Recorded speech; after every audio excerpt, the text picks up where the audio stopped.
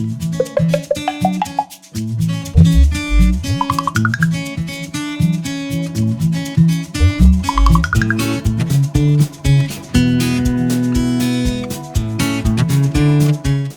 good day.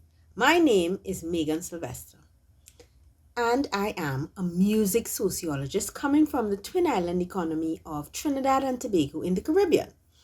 And today I want to share with you what it means to be a music sociologist. Now, what is that really? Well, I have been formally trained as a sociologist.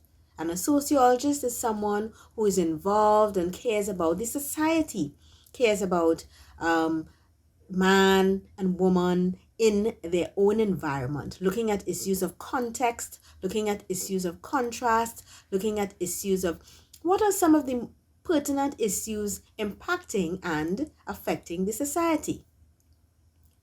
When you add music onto that, you add the element of considering what music is saying about the society. So, for example, you would be considering the lyrics of music, the rendition, the melody, and how the music has an impact on the society.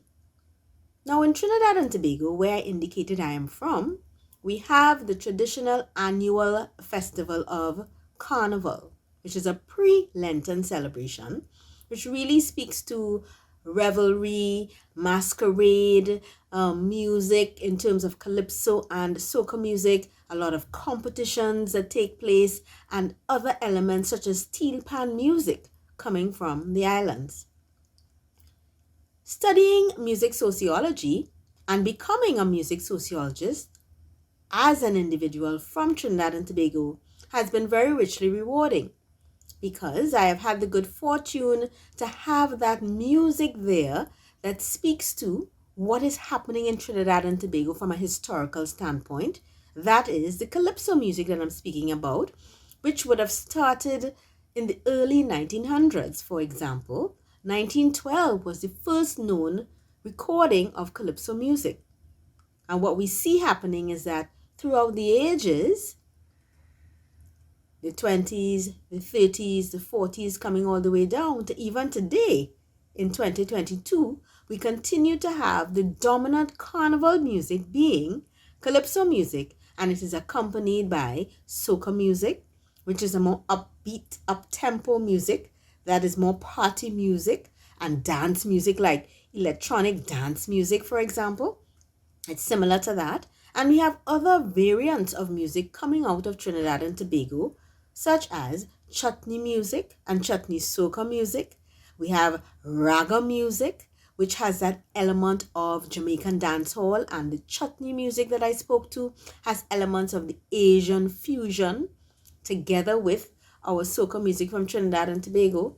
So you see, based on the fact that I've come from Trinidad and Tobago and I'm doing music sociology, there was that immediate synergy between what is taking place in the society in terms of carnival, calypso, and soca, and getting involved in this particular kind of profession.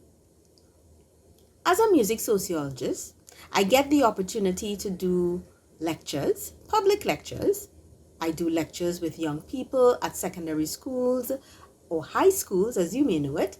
And I also get an opportunity to do a lot of international, regional, and local conferencing where I go to speak on the music of Trinidad and Tobago, the sociological aspect of the music, and I introduce persons to the sound of the music. So I would play video, I would discuss video content, I would also play audio recordings, and we would have discussions about the music and some of the synergies of this music with North American, African American music, as well as African music coming from the continent.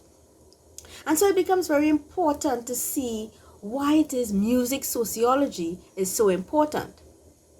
For a lot of young people, being involved in new music and music of the day and going on TikTok and being on Snapchat in terms of the representation of the music that they see, and having that link, of course, to YouTube, and always wanting to be on the cutting edge of new music, Music sociology is also very important. So in a lot of my conversations, I speak to a lot of young people about a lot of the movements that are taking place on the ground with music.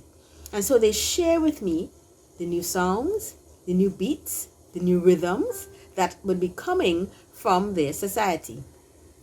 That becomes important in the conversations with young people as I use music as a tool to educate, to inspire, to invigorate, and to entertain.